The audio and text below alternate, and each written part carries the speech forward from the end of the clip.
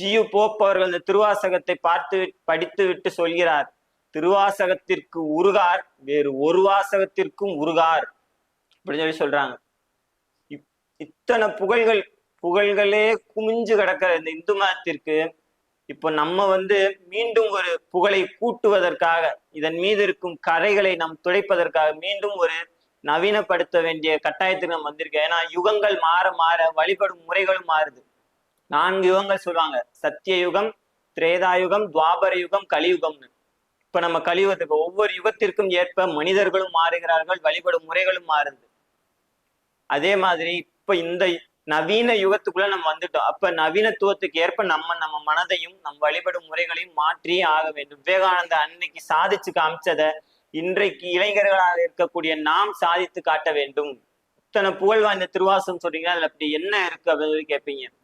ஒரு எளிமையா ஒரு பாட்டு, உலகத்தின் முதல் சிவன் கோயில் தோன்றிய இடமா உத்தரகோசம் மங்கையை பத்தின ஒரு பாட்டு.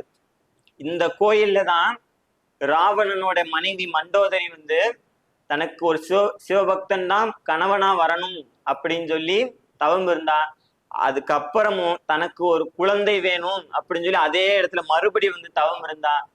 எத்தனை முறை தவம் இருந்தாலும் அத்தனை முறை வேண்டுவதற்கு மேலாக கொடுப்பவர் இறைவன். அதனால்தான் சிவனடியார் வேன் கேட்டதுக்கு, உலகத்திலே இப்படி ஒரு சிவபக்தனை பார்க்கவே முடியாதுன்னு சொல்ற மாதிரி ராவணனை அவருக்கு கணவனா கொடுத்தார் இறைவன். அதே போல தனக்கு மகன் வேணும் அப்படின்னு சொல்லி சொன்னதுக்கு இப்படி ஒரு மகனா அப்படின்ற மாதிரி மேகநாதன் இந்திரஜித்தை கொடுத்தாரு.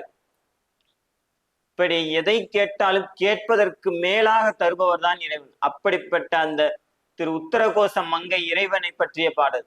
கீதம் இனிய குயிலே கேட்டியேன் எங்கள் பெருமான், பாதம் இரண்டும் வினவில்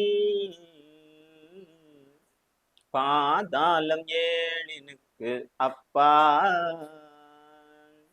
சோதிமணி முடி சொல்லிறந்து நின்ற தொன்மை, ஆதி குணம் ஒன்றும் எல்லாம் அந்த மீளான் வர கூவான் குயிலே, அந்த மீளான் வர கூவான். நீல்மணி மாடம் நிலாவும் பூங்குயிலே இது கேள் நீ, மான்பழி தாண்ட மென்னோக்கி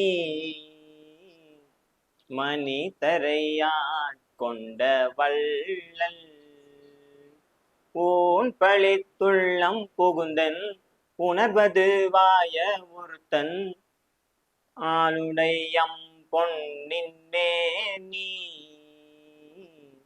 அமுதினை நீ வர கூ